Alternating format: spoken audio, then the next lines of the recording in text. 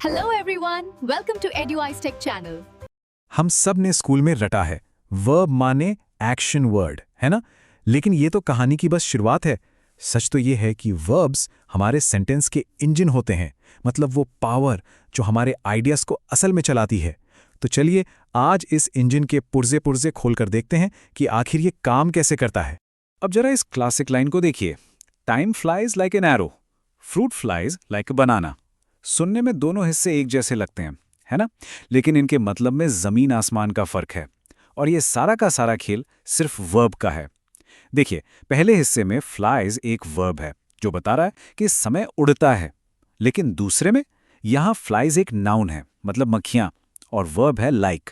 देखा, जैसे ही वर्ब की सही पहचान हुई, पूरे सेंटेंस का मतलब शीशे की तरह साफ हो गया। तो ठीक है, अगर वर्ब इतनी पावरफुल चीज है तो इसे कंट्रोल करने के लिए इसके फंडामेंटल समझने पड़ेंगे, मतलब इसके बिल्डिंग ब्लॉक्स। हर वर्ब के ना 5 कोर फॉर्म्स होते हैं। समझिए कि ये हमारी भाषा की टूल किट है। ये हैं वो 5 औजार, मतलब 5 फॉर्म्स जो किसी भी वर्ब के हो सकते हैं। पहला तो है सिंपल बेस फॉर्म, जैसे राइट या ईट।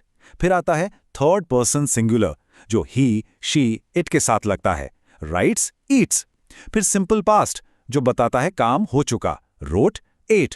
इसके बाद है प्रेजेंट पार्टिसिपल, मतलब आईएनजी वाला फॉर्म, राइटिंग, ईटिंग, जो बताता है कि काम अभी चल रहा है।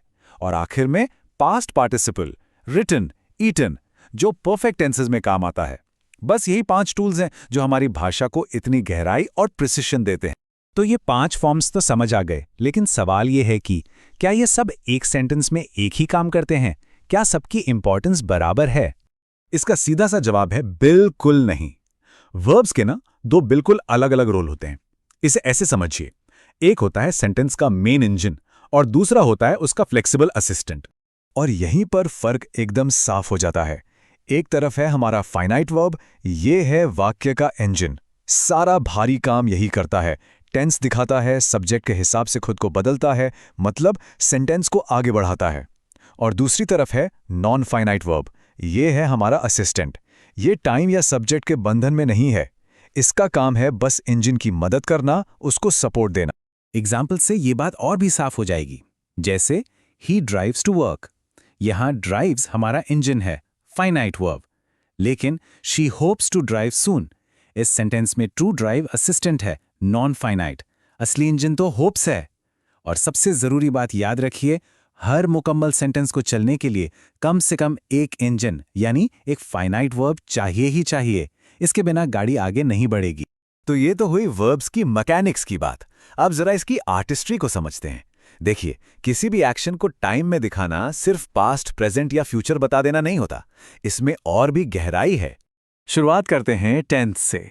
ये तो हम सब जानते हैं, इसका सीधा सा काम है एक्शन को टाइम लाइन पर रखना, मतलब काम कब हुआ, पास्ट में या प्रेजेंट में, सिंपल। लेकिन असली जादू अब शुरू होता है, और वो है एस्पेक्ट। एस्पेक्ट ये नहीं पूछता कि काम कब हुआ, ये पूछता है कि काम कैसे हुआ। क्या हम उसे एक पूरे हो चुके एक्शन की तरह देख रहे हैं, एक स्नैपशॉट की तरह, या फिर एक चलते हुए प्रोसेस की तरह, एक पैनोरामा की तरह। ये काम के टेक्सचर के बारे में है। एक चीज है इम्परफेक्टिव पैराडॉक्स, जो इस फर्क को बड़े मजेदार तरीके से समझाती है। पहला केस देखिए, अगर मैं कहूं सैम एक गाड़ी ढकेल रहा था, तो ये मानना पड़ेगा कि सैम ने एक गाड़ी धकेली, है ना। मतलब अगर प्रोसेस चल रहा था तो एक्शन हुआ तो है। लेकिन अब जरा दूसरा केस देखिए, अगर मैं कहूं सैम एक घर बना रहा था, तो क्या इसका यह मतलब है कि सैम ने एक घर बनाया? जरूरी नहीं। हो सकता है उसने काम बीच में ही छोड़ दिया हो, घर कभी पूरा बना ही नहीं। बस यही है एस्पेक्ट की ताकत। ये सिर्फ ये नहीं बताता कि कुछ हुआ, बल्कि ये भी बताता है कि वो पूरा हुआ या नहीं।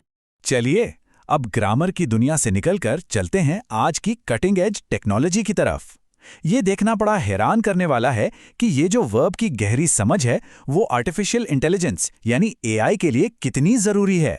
एआई में एक कमाल की टेक्निक है जिसे कहते हैं सिमेंटिक रोल लेबलिंग या एसआरएल। इसका सीधा सा मकसद है एक सेंटेंस का मतलब निकालना, और वो ये कैसे करता है? बस एक सवाल का जवाब ढूंढकर, किसने किसको क्या किया, और इस सवाल के जवाब का सेंटर पॉइंट क्या है? जाहिर है हमारा वर्ब। इस एग्जाम्पल को देखिए, सेंटेंस है Tim broke the glass with a stone. AI सबसे पहले क्या पकड़ेगा? Verb broke. बस अब इसी के इर्द गिर्द पूरी कहानी बुनी जाएगी। एआई पूछेगा, अच्छा किसने तोड़ा? जवाब मिलेगा टिम ने। क्या तोड़ा? ग्लास। किस चीज से तोड़ा? पत्थर से।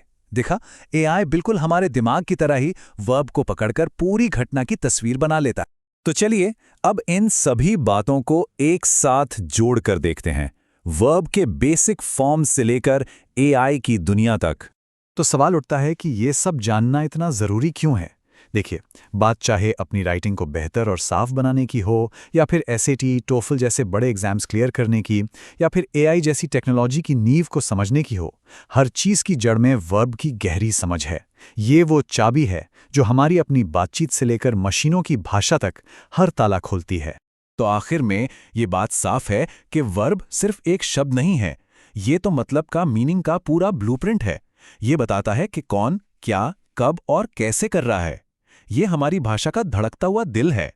तो सोचने वाली बात यह है कि इस ब्लूप्रिंट का इस्तेमाल करके हम और आप मिलकर आगे क्या बनाने वाले हैं।